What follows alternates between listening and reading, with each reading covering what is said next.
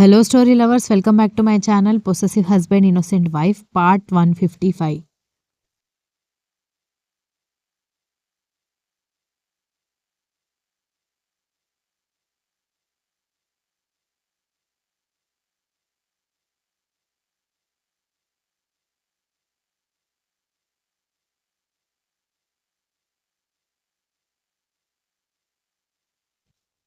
అంతే అంటావా అని కర్ణ అనగానే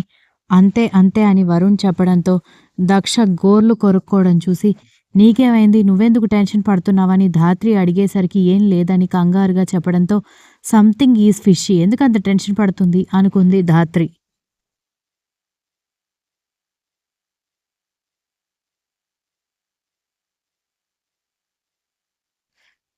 ఆ రోజు సాయంత్రం కూడా దక్ష పాలు తాగించకపోవడంతో ఏంటి ఇంకా నా మీద కోపం పోలేదా నీకు,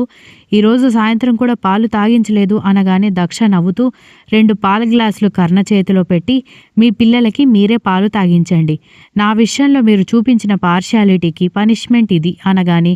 ఏంటి జోక్స్ వేస్తున్నావా అనగానే ఏ యాంగిల్ నుంచి నేను మీకు జోక్స్ వేస్తున్నట్టుగా అనిపిస్తుంది,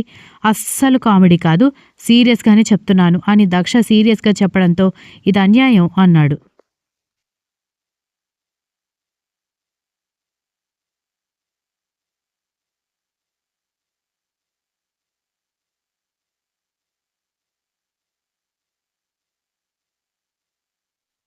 అవును మరి, ఇది హైకోర్టు, మీరు ముద్దాయి, నేనిక్కడ లాయర్ అని వెటకారంగా చెప్పి చెప్పింది చేయండి, నాకింకా చాలా పనులున్నాయి అని చెప్పి 2 పాల గ్లాసులు కర్ణ చేతిలో పెట్టి అన్నట్టు మర్చిపోయాను, ధాత్రికి కూడా చాలా పనుంది, త్రివేణికి కూడా మీరే తాగించండి అంటూ త్రివేణి పాల గ్లాస్ కూడా కర్ణ చేతిలో పెట్టి వెళ్ళిపోయింది.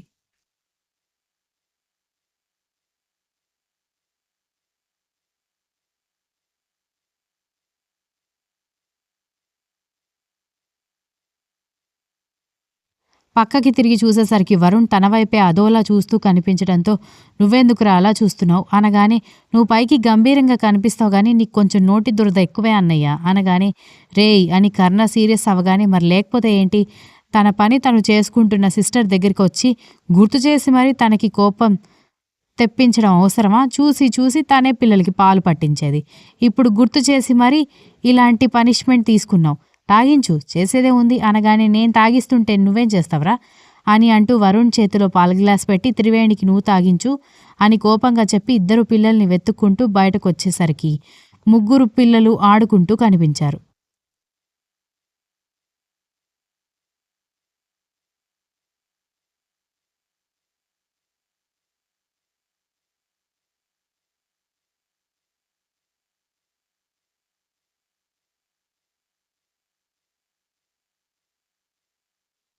వరుణ్ తిట్టుకుంటూనే పాప దగ్గరకొచ్చి పాలు తాగమంటే చీ యాక్ అంటూ ఉంటే తప్పమ్మా అలా అనకూడదు, పాలు చాలా హెల్తీ అని అంటూ పాప వెనుక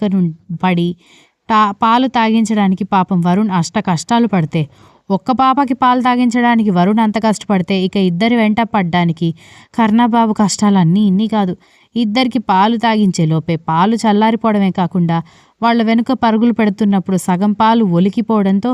బయటకొచ్చిన దక్ష వాళ్ళని చూసి పాలు పిల్లలకి తాగించమంటే మీరు ఇంట్లో ఉన్న వాళ్ళందరికీ తాగించారా, ఏంటి ఇన్ని పాలు కింద పోయాయి అనగానే ఎక్కడా వాళ్ళ వెంట పడుతూ ఉంటేనే సగం పాలు ఒలికిపోయాయి అని అన్నాడు వరుణ్.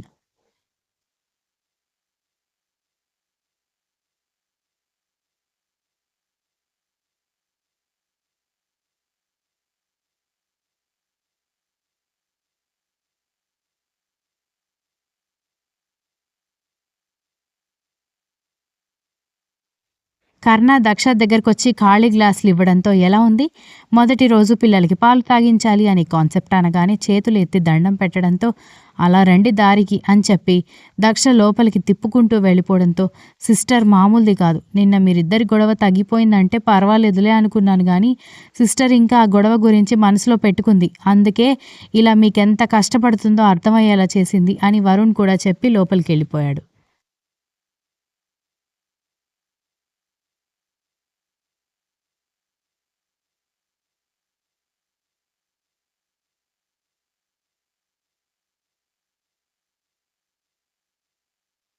మర్నాడు ఉదయాన్నే అందరూ మధుర పెళ్లి కూతురు అవుతుండడంతో వెళ్ళడంతో పెళ్లికైతే నేనొచ్చినా అందం చందం. పెళ్లి కూతుర్ని చేయడానికి నేనెందుకు మీరు వెళ్ళండి అని కర్ణ రాను అంటున్నా కూడా బామ్మ తీసుకెళ్లడంతో పెళ్లిళ్ళు పెళ్లి కోసం వచ్చిన బంధువులతో కళకళలాడిపోతూ ఉండడంతో రండి అత్తయ్య గారు మీకోసమే వెయిట్ చేస్తున్నామని సర్పంచ్ భార్య ఎదురు రావడంతో మధుర ఎక్కడుందమ్మా అనగానే పెరట్లో మంగళ స్నానాలు చేయిస్తున్నారు మీరు కూడా వెళ్ళండి అని చెప్పింది.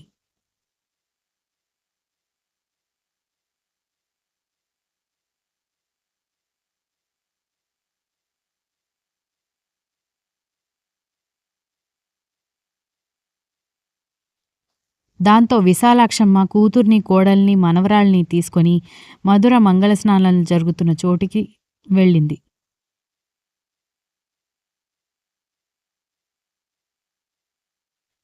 అక్కడికెళ్ళేసరికి హలో బామ్మ బావున్నారా? కర్ణ ఎలా ఉన్నాడు? అని అడుగుతూ పక్కన చీర కట్టుకుని మెడలో మంగళసూత్రం నల్లపూసలేసుకుని పెళ్ళైన అమ్మాయిలాగా ఉన్న దక్ష వైపు చూసి ఈ అమ్మాయిని ఎక్కడో చూశాను అనుకుంటూ అవును నువ్వు కర్ణ అసిస్టెంట్ కదా అని అడగడంతో దక్ష ఏం మాట్లాడకుండా మౌనంగా ఉంటే అప్పుడు దక్ష అతని అసిస్టెంట్ ఇప్పుడు వాడి భార్య అనగానే ఏంటి నిజమా అని షాక్ అయింది మధుర.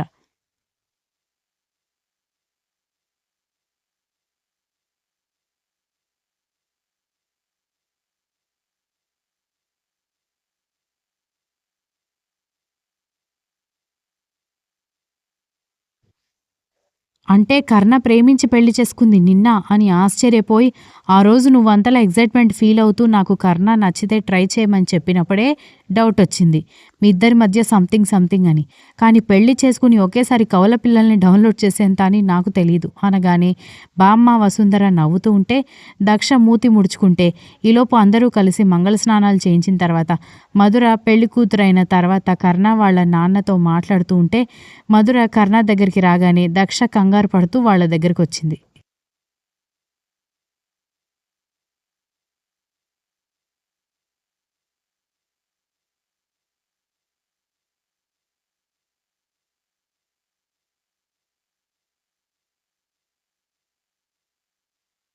హౌ ఆర్ యూ కర్ణ అనగానే ఫైన్ నీ ఫియాన్సీ ఏం చేస్తాడు అని అడిగేసరికి తను ఫ్యాషన్ టెక్నాలజీలో వర్క్ చేస్తున్నాడు హై పొజిషన్లో ఉన్నాళ్లే అనగానే ఓహో కంగ్రాచులేషన్స్ అనగానే దక్ష కనిపించడంతో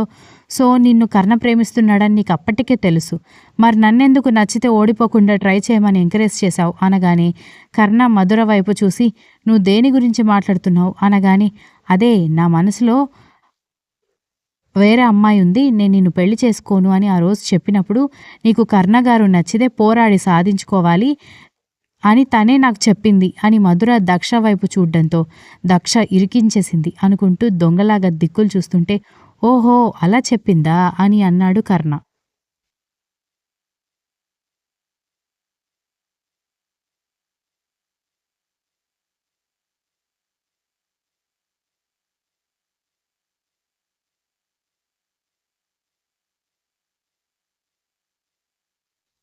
దక్ష పిచ్చి నవ్వులు నవ్వుతూ అతని వైపు చూస్తుంటే ఇంకేం చెప్పింది అని ఆమె వైపు సీరియస్గా చూస్తూ అడిగేసరికి మా సారు అలాగే మాట్లాడతాడు అమ్మాయిలంటే కాస్త ఇబ్బంది పడతాడు మీరే చొరవ తీసుకోవాలి మీరే వెంటపడి సాధించుకోవాలని కూడా చెప్పింది అనగానే అబ్బో అలా కూడా చెప్పిందా అని అన్నాడు కర్ణ వెటకారంగా.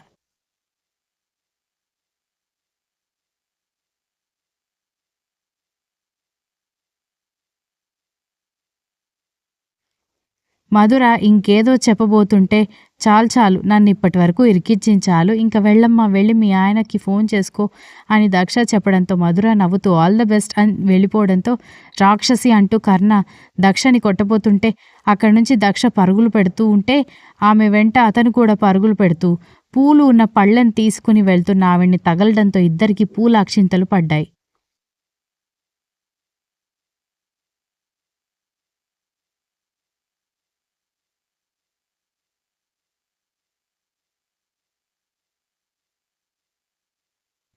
ఆ రోజు 10 నిమిషాలు లేట్‌గా వచ్చింది అందుకే అన్నమాట అనగానే సారీ అండి అని అంటూ ఉంటే ఆగవే నేను నీ వెంట పడుతుంటే నువ్వు నా వెంట పడమని వేరే వాళ్ళకి చెప్తున్నావా అని కోపంగా అన్నాడు కర్ణ.